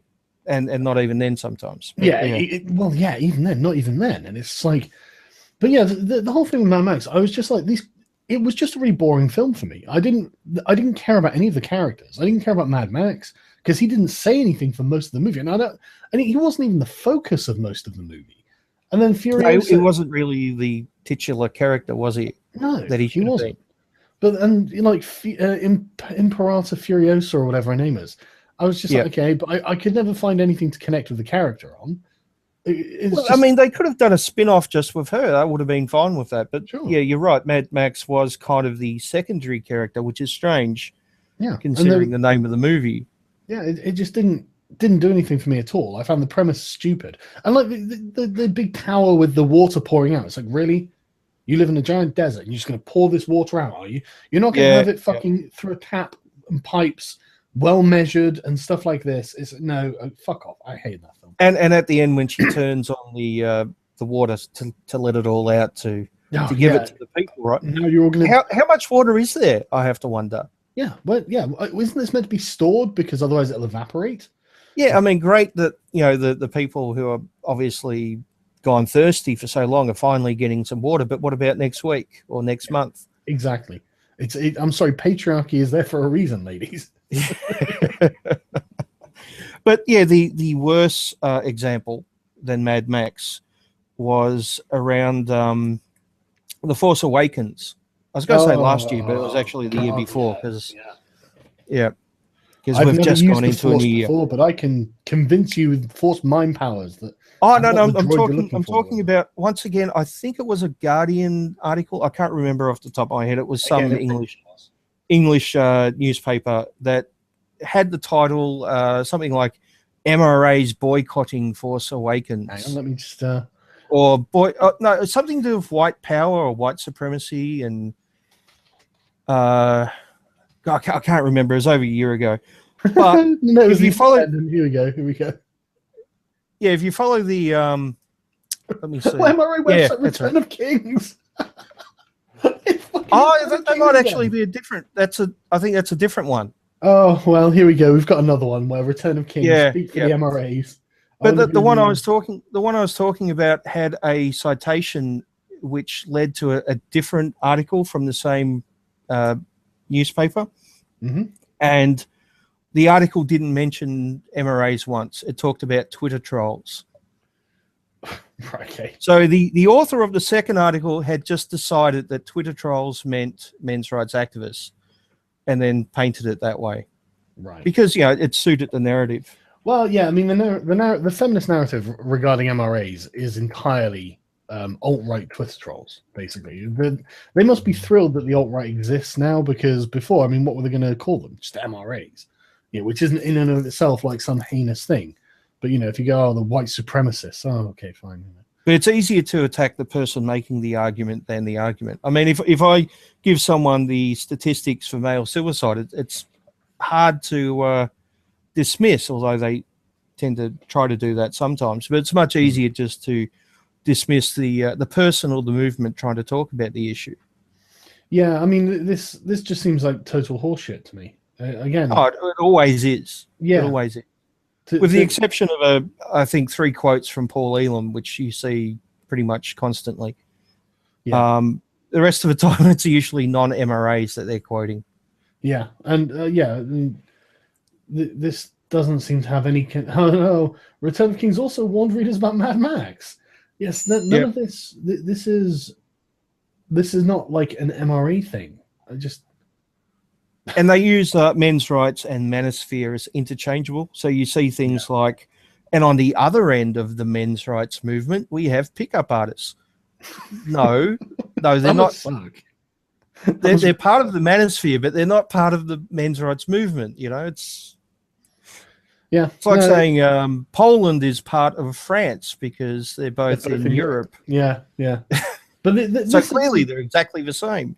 This is the thing with the Force Awakens. In fact, it was a perfect example. Like I just hate watching like any character go into a room full of bad guys and then kill all of the bad guys. It's totally unrealistic. Just on their own, just like the Hollywood action scene where they're just like bam, bam, bam, bam, bam, and no challenge. They're not even sweating at the end of it, and they've killed 7 dudes. And you're like, look, you would never write a male character that did that, because everyone would like bullshit. Everyone would like bull fucking shit. If you're going to kill 7 guys by hand, expect to at least be sweating by the end of it. And yet they'll write these female characters like Scarlett Johansson and stuff, who they literally just like ninja kicking around off walls, like spinning guys around, smashing their face and all sorts of stuff, with 1 hit kills. And by the end of the scene, her makeup's still perfect. She's not breaking a sweat. She's not even heavily breathing. And it's just like, right, okay, well, she's incredible. I mean, she's like beyond mortal man. To be fair, I remember way back in the 80s watching a Rambo movie where he took on the entire Russian army and didn't get. I don't think he got hit with 1 bullet, did he? I mean, Well, okay, Rambo maybe, but that's but there is a He did reason. break a sweat though. He did break a sweat. He did break a sweat, yeah, and he was heavy breathing. But the thing is, there is a reason that Rambo and that are stupid films. We look at them. Yes, I agree. I agree. They're ridiculous. No one is like this, And this is the thing. It's like you've got to understand that, like painting. I mean, that people call her a Mary Sue because she was a fucking Mary Sue, as so many other characters are. It's like you've got to stop this. You've got to write realistic characters, for fuck's sake. This is just one of the things I hate. So yeah, there was clear progression for Luke, for example, in the original trilogy. He started out as a farm boy, and he didn't have a great deal of confidence, and he had to overcome a lot of things. Yeah, the training, and I do agree to some extent that things just seem to fall into her lap in The Force Awakens. Absolutely. Maybe that will be explained in later episodes, depending on who her parents are or something. I don't know. I've lost interest in Star Wars. I liked the original trilogy, but I wasn't like a massive fan. And then a bunch of my friends, when I was in university when the new ones came out, and all my mates were like, "Oh, we've got to go see it," and I was like, "Oh, all right." They were shit. And then these new ones come out, and they look like corporate trash. They look like just overproduced cookie cutter style corporate trash. And I like. So you haven't seen Rogue One? I haven't seen Rogue One. No, I haven't bothered. I like pirates. I enjoyed it. I mean, I do think it's fan service. It's clearly fan service, but it was still enjoyable. See, that was what I hated about the Alien versus Predator movies. I was really hyped for them, and then it just turned out to be just wank. It may as well have been an hour and a half of someone just wanking a cock. Just like, okay, great. Okay. Oh, it was a big ejaculation at the end. Wonderful. This has given me nothing new to the franchise, and it was really disappointing. So, but yeah. So this is me bitching about films. Right. So the last thing I figured we'd look at would be this. 13-year-old student seduces his female teacher on Instagram, but now she's in jail. Oh, the horror. Now, I think this is the same article I just read last night, actually. If I remember correctly, there is a correction at the bottom which talks about the language used. If it's the same one. I haven't got to the bottom of it yet. I like I said, I was just looking for things for us to talk about. So we can go through it. Let's have a look. So yes, she's the victim of this 13-year-old predator, you see. Yeah. I notice how they're always fit, though, aren't they?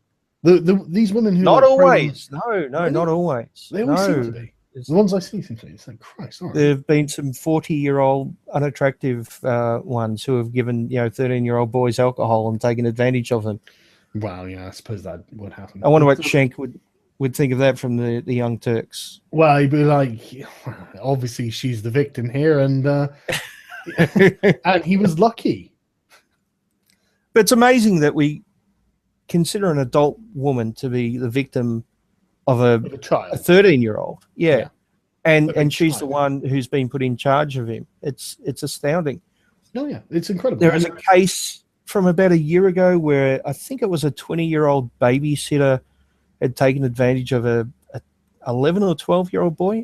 Once again, I'm going from memory, but he was clearly underage. Yeah. And he had said he didn't want to have sex with her. So this wasn't one of those cases where the boy was willing. Not that that's an excuse.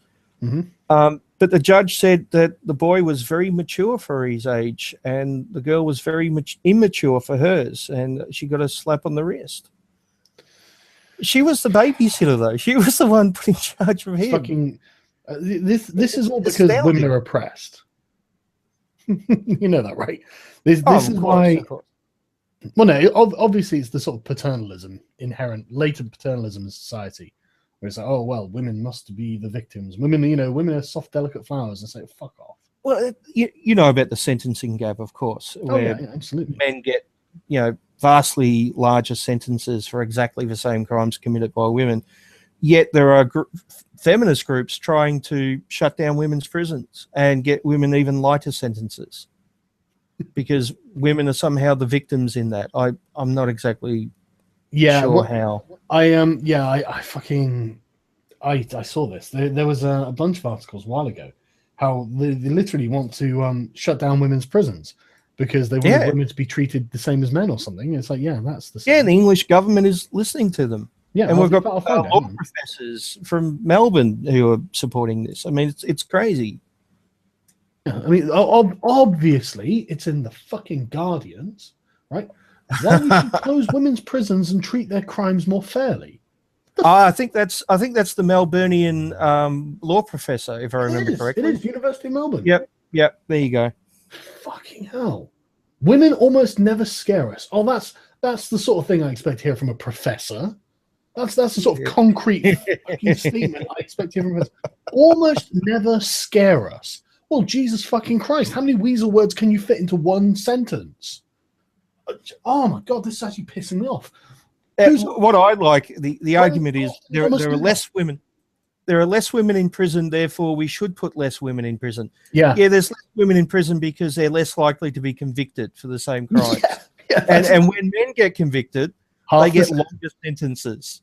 So obviously, so we should fix that by just not convicting women at all. Yeah, I love it. I love this. In fact, women, who constitute slightly more than 50% of the population, commit only about 20% of all crime. No, they're convicted for about 20%. Yes, exactly right. Yeah, when you literally, we see them getting slaps on the wrist for the sort of thing. If it was the genders were reversed, oh my God, this guy would be a tremendous pedophile and whatnot. Blah blah blah. But yeah, it really does annoy me actually. So yeah, that's why I do hour-long videos on the sentencing gap, because it fucking pisses me off. Yeah, man. It's bullshit. And no one's talking about it. Yeah, well, Philip Davies is actually, which is one of the strong reasons I'm actually in complete support of the guy. He actually retweeted that video I just put up of him as well. Yeah, but that's only in like the last 6 months or something, though, isn't it? Yeah, I mean, it's very this has been going on for decades. Yeah, I'm sure it's always gone on. In fact. Yeah. Oh yeah. Oh, absolutely. Absolutely. And I do think a lot of it is part of the vanity of men. Explain. As in, I think it's part of the vanity of the the feeling of superiority a man has when he's being a gentleman towards a woman. It makes him feel like a good, proper man. And I think that is what it plays into. I mean, there was we see that with a lot of male feminists, the one good man syndrome, where they're the one good man and all the rest of the men are basically scum and masculinity is bad. Not that one, not the one making the argument because he's a good feminist man, but the rest, they're just, But I'm actually thinking not from a male feminist perspective. I'm thinking from more like a traditionalist perspective. But it's the same thing. There is a crossover between absolutely feminism and traditional values. I mean, a lot of people don't realize that, but the protect the women thing, but the protect the women thing, fucking oath, that's exactly the same. But what I mean is, like, from the sort of traditionalist mindset, it's more of a sort of paternalistic, I guess, patriarchal perspective, where they're like, the man's like, well, it's my job to protect women and all this sort of stuff. So what do you think white knighting is? Well, exactly. It is exactly that. It's white knighting. And these men feel good, but if they've like helped a woman like get off their sentence or something. And this is so bad that fucking from 2010, judges ordered to show more mercy on women criminals when deciding sentences. What the fuck? I missed this one. Oh, this is from 2010, right? Yep. Judges been ordered, and this is Britain, obviously. Yeah. We are so soft on women in this country. It really fucking pisses me off. We like to think of ourselves as incredibly egalitarian, but we're not. But having done hours and hours and hours on the sentencing gap, I can tell you that most of the articles do, in fact, come from the UK. I know. We're terrible when it comes to... we're really terrible when it comes to treating women as if they're adults. It's really embarrassing, actually. Honestly, it's one of the reasons why I want more female judges. Because female judges, I imagine they're probably less paternalistic than the male judges are. I mean, there was unless they're feminists and they believe in patriarchy. Unless they're feminists, but then what the fuck are you going to do? I'm thinking more like Judge Judy, that I'd be happy with that. Yeah, because I saw a clip going around where she was literally just castigating this girl, saying, "You thought you were going to get out of this because you're a woman. You're fucked."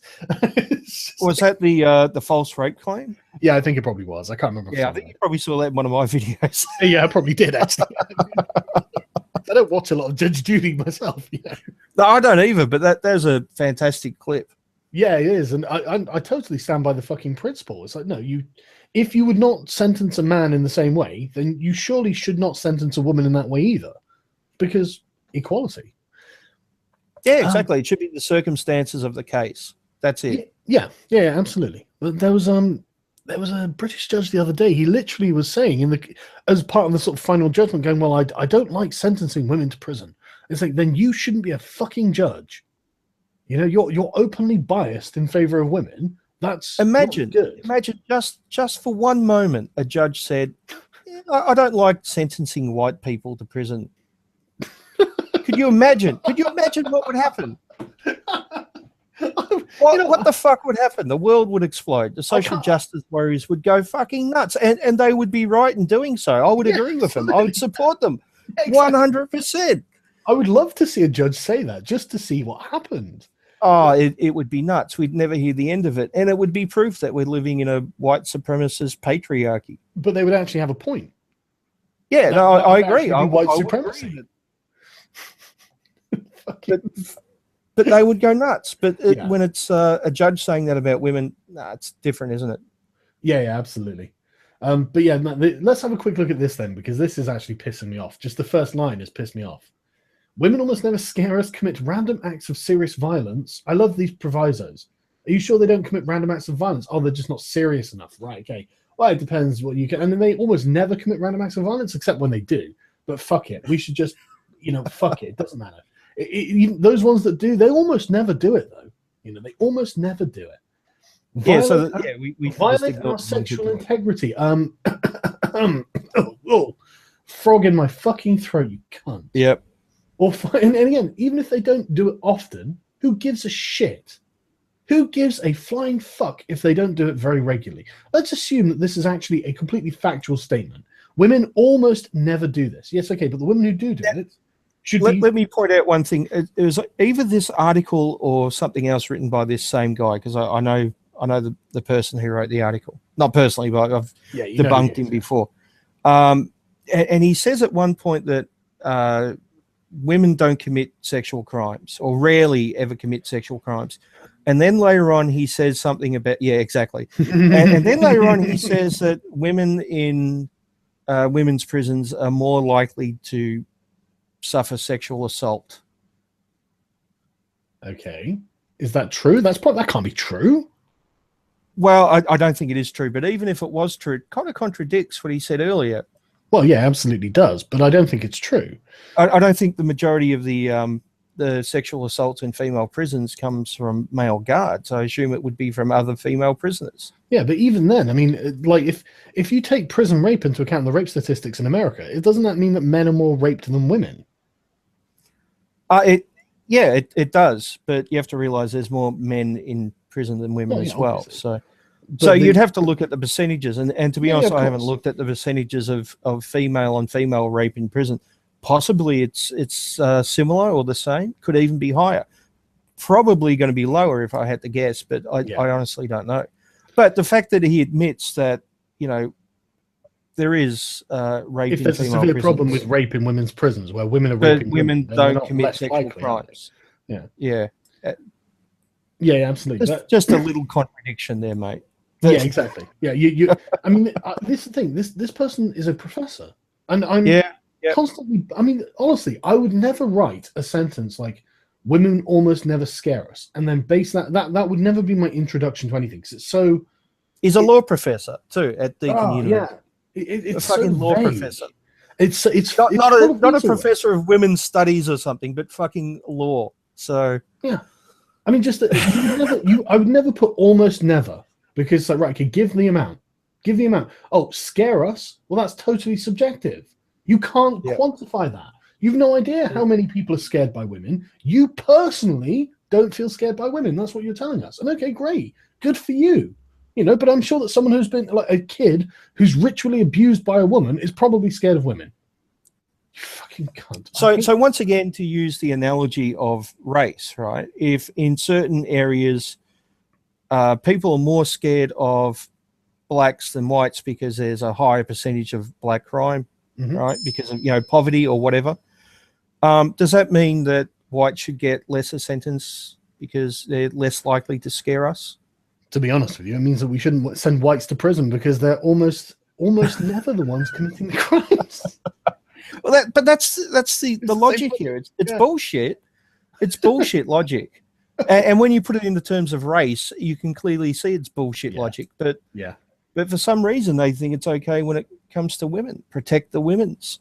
Oh, honestly, I think it comes from this kind of paternalistic chivalry that men have. The sort of, you must be a valiant defender of women. I think there are a lot of men who still hold that as a high ideal. And I think it comes from that. And I think it's partly genetic too. I think that's inbred men. It's not just a social construct. It's I think it informs the social construct of the thing. I mean, it doesn't come out of nowhere. It's definitely it was definitely had roots in reality. But it doesn't now, I guess. I remember seeing a documentary on female police officers in the UK, and the female police officer they were interviewing said that men are less likely to hit her as a woman than they are to hit a male officer. And we're talking about criminals and drunks and all the rest of it, right? Not your normal average person going about their business. So even in with people who are drunk and criminals, they're less likely to hit a woman because of that. Just the fact they're a woman. Of course they are. Yeah.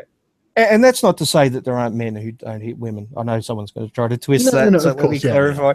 I'm talking generally here. But they're more likely to hit a male officer who's bigger, right, physically, because he's a man, than they are to hit a woman.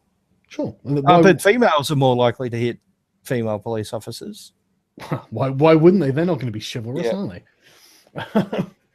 But so this whole thing is just it's written by someone who just can't think, I swear. The homogeneity of the human species breaks down when it comes to criminal behavior. Women constitute more than 50% of the population, blah, blah. They even commit a lower portion of all serious crime. Again, it's what they're convicted for. Hillary Clinton is right to assert that the sentencing system should be reformed to reduce the growing number of female prisoners. But the changes should go much further than has been suggested. We should implement concrete targets to remove the stains on our landscape and the societal ethic that are women's prisons. Can you even imagine thinking like that? Like, just, okay, these women who have committed murders, murders, it's a bad thing, but they are women. So and most women don't commit murder, so therefore, why shouldn't be in jail? It makes perfect sense when you put it in those terms. It's just so bizarre that you would even have this fucking thought. I mean, what do you think you should do with a woman who's a murderer? I mean, what does he think that should happen? We don't have any women's prisons anymore. Thank God we closed all them down. But we've got this psychotic murderer who just keeps killing children. What are we going to do with it? It's clearly the fault of a man somewhere, or the patriarchy. So it's never her fault. How can we blame a man for this? Well, she murdered her husband, so I'm not sure. Remember the case from a few years ago in Canada where a woman tried to hire a hitman to kill her husband? I do remember that. The hitman was an undercover cop who recorded it.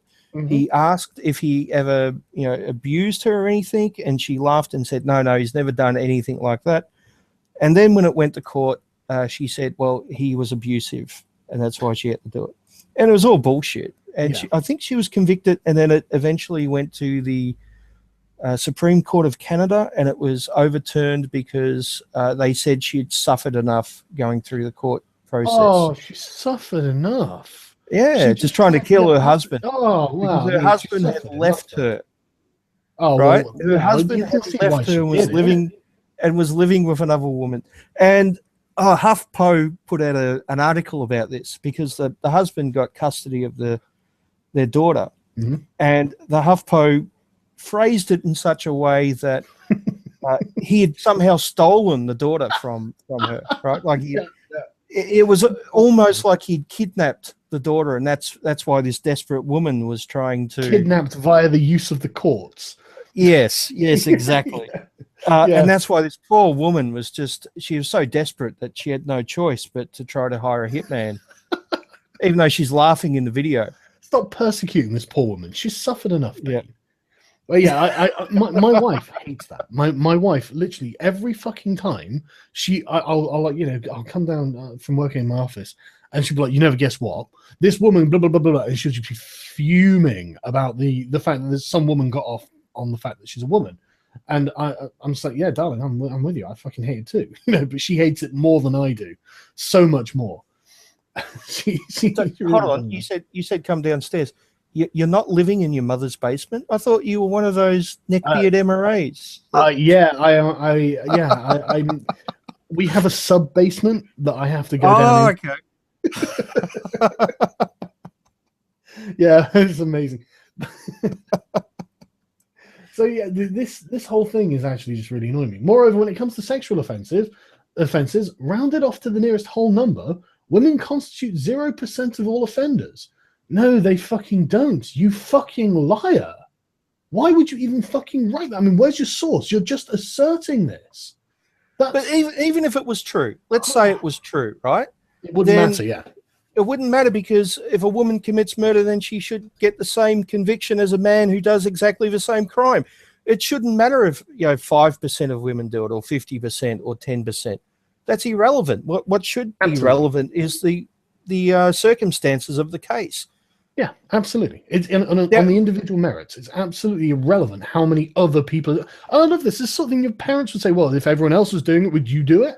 It's the same fucking thing. It doesn't matter what other people are doing. What matters is what you're doing. A lot of these articles end the same way too, which say that yeah, sure, we should reform men's prisons too, but we should start with women first. Let's fix that first. Let's get all the women out of prison, and then maybe one day, somewhere we'll tackle male rape in prison or something. So I'm just looking up the statistics on the number of women sexual offenders.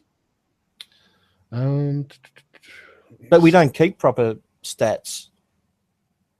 We don't. That's well, absolutely not. I mean, we know that so many of them get fucking let off. Oh, I love this. What? It's virtually 0%. Okay. Up to 64,000 women in the UK are child sex offenders. Yes, and that's just the ones that we class as rising. That's just the ones that we class as child sexual offenders. There are many who actually commit the crime but won't be prosecuted because they don't believe that they can get a conviction, because women don't do that. Hell, right? I'm not even worried about that. I'm worried about the judges who let them off, because that happens all the fucking time. It's fucking infuriating. I don't care how many, what the percentage is. But anyway, yeah, is that the one who was just back to that article for a second, if you could? I think that's the woman who was in the pedophile sex ring with two other people, another woman and a guy. They never met each other until they went to court, but she was working at I think a childcare place. So it was babies, basically. She was caring for. Yeah, if that's the woman I'm thinking of, yeah. Fucking hell. And the parents were really upset because they had no way of knowing which children had been assaulted by this monster, basically. It's fucking disgraceful. But this is what pisses me off the most, though. I mean, obviously this is disgraceful, disgusting in every way, but it's the apologists that really annoy me. Yeah. It's like, I actually just want to just slap them. I'm just like, look, no, just stop fucking doing it. You're doing this because it makes you feel good. You're not doing this because it reflects reality or that it's helpful or anything like that. But you can sit there and go, well, I've done my duty as a white knight. Maybe some fair maiden will reward me with fucking sex. No, I don't know about the sex thing. I hear that a lot from our side, that male feminists do this shit to but they do it to feel good. Sex. They do it to feel good about themselves. They do it for validation, no doubt, and they do it for ideology. And there are a couple, I will admit, who I suspect do things for sex to get pussy. They basically come out and say it, but I think they're the rarity. I think most of it is female validation. It's been seen as the one good man. Yeah, there was absolutely. there was a post going around on Facebook, on Twitter the other day that I retweeted. That was one of the anti-Gamergate SJW women, who she tweeted out all the way through Gamergate. All the people I followed turned out to be like predators or something. All the men I followed turned out to be predators who harassed me or something like that. And it's just like, yeah, well done. You sided with the scum.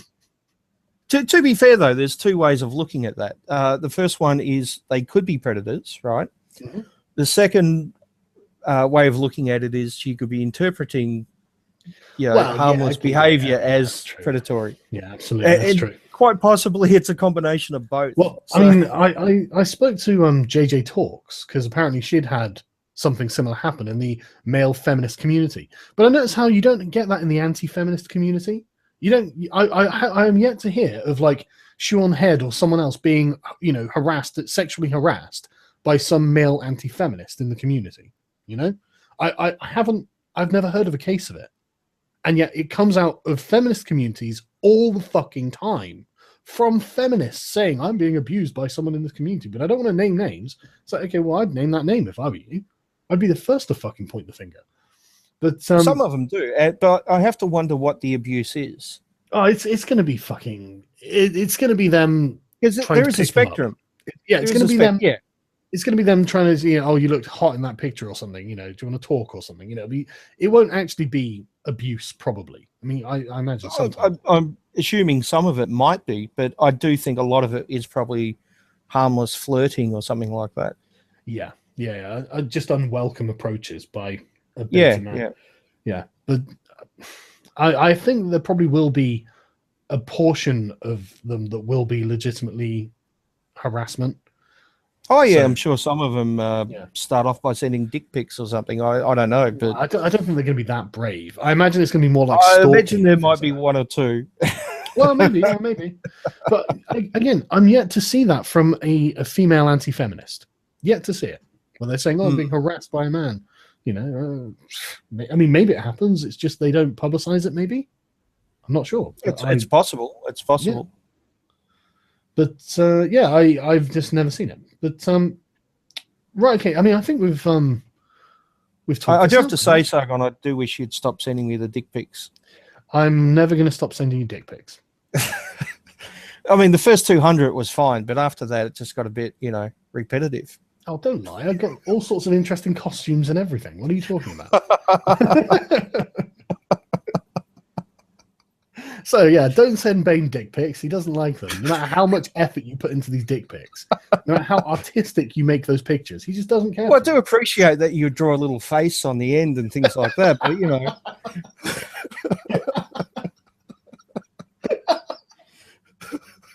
Oh, man. I'm so glad we got to do this, man. I really am. Yeah, it's been fun. It's been a long time coming. But we'll do it again sometime. I'll have you on. It was a good way to start my day, actually. Good. What I generally do is basically if I'm going to do a stream and I want to see if anyone joins, I just message people on Skype. And so I'll just randomly message you. And if you're around, you'll be welcome to come on. And if you're not, that's fair enough. Yeah, I normally do the same thing. But normally when I get those messages from you, it's 2:30 in the morning and I'm sound asleep. Yeah, it's probably the case. Bane obviously is in Australia and I'm not. So, this is what you get for being on the other side of the bloody world. It's not my fault. Yeah, I assume you know how hard it is to set up a talk between three people from three Australia, Canada, and Britain or something. Yeah, that's fucking difficult. I'm getting up at 5 a.m. to do shit like that. Yeah, I can only imagine. But anyway, man, thanks so much for coming on. I've really had a good time. No, it's been fun. I've enjoyed it. Yeah, and we've had like 2,500 people watching, so hopefully they've had fun too. Oh, that's good. Yeah, but seriously, guys, you should definitely check out Bane's channel because he does very, very well informed and very thoughtful videos. And if you're sat there playing video games or something, it's great to whack on in the background. And he does the same sort of thing I do with providing all the sources and citing everything and all that. He does reliable work, which is great. But I think the last couple of videos I've posted have been short ones, but don't be fooled. Usually they're hour-long monstrosities. But again, they're more like podcasts. And they're fantastic, man. It's really worthwhile. Anyway, I do have a Hangout channel too, which has some interesting chats, both serious and light on there too. So you might want to check that out. Yeah, I'm going to have to subscribe to that because I didn't realize. But yeah, okay. I'll leave the links in the description. And yeah, take it easy, everyone.